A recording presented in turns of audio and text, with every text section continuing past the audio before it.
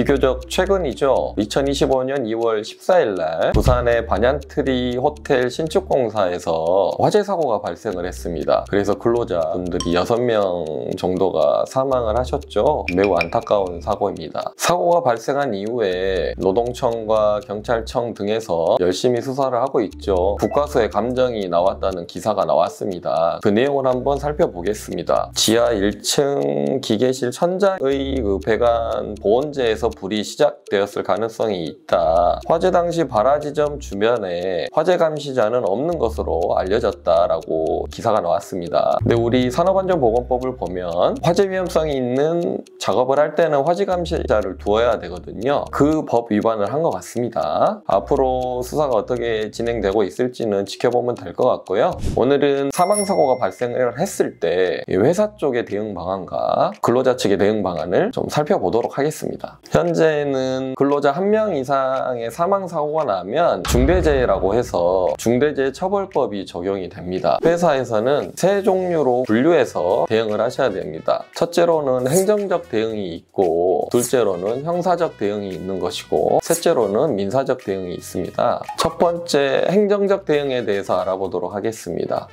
사망사고가 발생을 하게 되면 노동청에서 사고 현장을 조사하도록 되어 있습니다. 크게 두 가지를 대비를 하셔야 됩니다. 먼저 작업중지 명령이 내려질 수 있거든요. 작업중지 명령은 해당 사고와 관련된 작업을 중지하도록 명령을 내릴 수가 있습니다. 회사 입장에서는 더 이상 그 작업을 진행할 수가 없거든요. 그러면은 회사에 손실이 쌓이게 됩니다. 작업중지 명령을 해제하는 것을 준비하셔야 됩니다. 두 번째 행정적 대응 방안은 노동청에서 조사가 나오면 특별 감독을 하게 되어 있습니다. 이 회사에서 지켜야 될 여러 가지 법 위반 여부 사항을 조사하게 되어 있거든요. 예를 들면 이 사건 공사와 관련해서 회사에서는 산업안전보건법에 규정된 여러 가지 안전조치 의무라는 게 있습니다. 그 안전조치 의무를 위반했는지 나와서 조사를 하는 거고요. 또한 이 사고와 관련이 없는 다른 작업에 대해서도 여러 가지 안전조치 의무 위반이 있는지를 조사를 하게 되고, 조사 결과 의무 위반이 확인이 되는 경우에는 과태료를 매기게 돼 있습니다. 회사는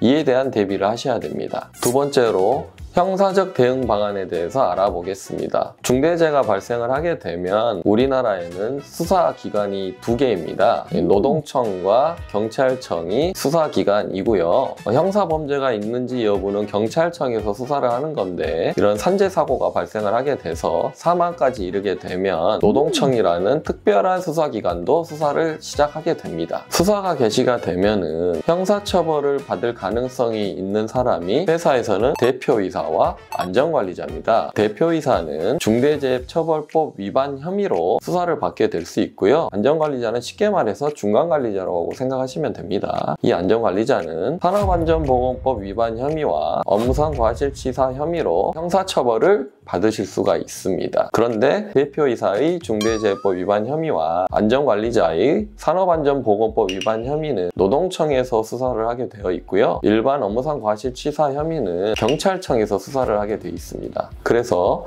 대표이사는 노동청의 수사를 받으러 다니셔야 되는 거고, 안전관리자는 노동청과 경찰청의 수사를 받으러 다니셔야 됩니다. 경찰 수사가 끝나게 되면은 이를 종합해서 검찰로 넘어가게 돼 있거든요. 그러면 검찰청에서도 기소 여부를 결정하게 됩니다. 이제 형사재판으로 넘어가서 공판이 진행되게 되면 변호사의 조력이 필요하실 겁니다. 마지막으로 민사적인 대응을 하셔야 되는데, 산재사고로 사망하게 되면은 회사 측에서는 유족 측에 보상금 지급을 하셔야 됩니다. 특히 현행 중대재해법에는 민사배상금의 5배까지 배상해야 되는 규정을 두고 있습니다. 그런데 무조건 5배의 책임을 지는 것은 아니고요. 사고 발생 경위와 사업주의 안전조치 의무 위반 여부에 따라서 적정한 금액을 합의를 하셔야 됩니다. 물론 합의가 되지 않는 경우에는 손해배상 청구 소송을 대비를 하셔야겠죠. 그런데 중대재해 사망 사건에서 그래서 제 경험상으로는 적정선에 따라 합의가 보통 됩니다. 그 이유는 합의금 여부에 따라서 형사재판에 영향을 미치기 때문이죠. 대표이사 측에서는 최대한 형사재판에서 양형이 적게 나와야 하지 않겠습니까? 양형을 고려하는 요소 중에 하나가 적정한 배상금을 지급했는지 여부입니다. 유족이 만족할 만한 배상금이 합의가 되면 유족 측에서는 처벌불원서를 써서 주게 돼 있거든요.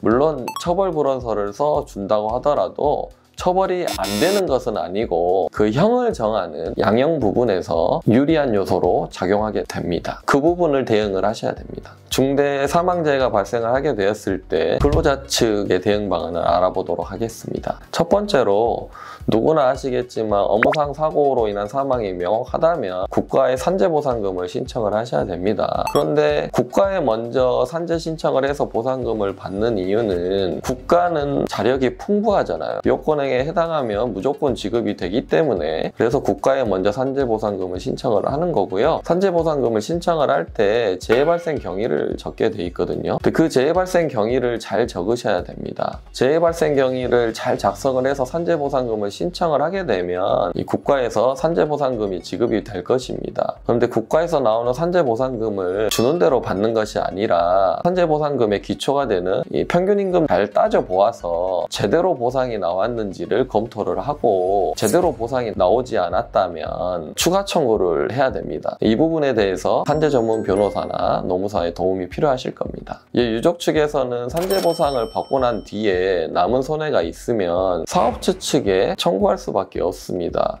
이것이 손해배상금이거든요. 만약에 합의가 안 되시거나 했을 때는 결국에는 손해배상 청구 소송을 하셔야 되겠죠. 그런데 소송에서는 여러 가지 요소를 반영을 해서 손해배상 금액이 정해지겠지만 가장 중요한 것이 과실률입니다. 이게 무슨 말이냐면 여러분 교통사고만 나도 몇 대 몇 이런 걸 하잖아요. 그런 것처럼 여기에서도 근로자의 과실과 사업주의 과실이 몇 대 몇인지를 따져야 되거든요. 그래서 손해배상금에 영향을 미치게 돼 있습니다. 중대재해법에는 5배까지 일반 손해배상금을 증액해서 책임을 물을 수 있게 돼 있습니다. 그렇기 때문에 유족 측에서는 여러 가지 정황을 따져보고 최대한 보상금을 많이 받는 게 유리하시겠죠. 사업주 측과 합의가 안 되면 변호사의 조력이 필요할 수밖에 없습니다. 지금까지 중대재해 사망 사건이 발생을 했을 때 회사 측의 대응 방안과 근로자 측의 대응 방안을 살펴보았습니다. 사고가 발생을 하게 되면 어느 측이든 정신이 없고 경황이 없습니다. 이럴 때 경험 많고 실무를 많이 해본 변호사의 조력을 받으면 좀 더 수월하게 일을 진행하실 수가 있을 겁니다.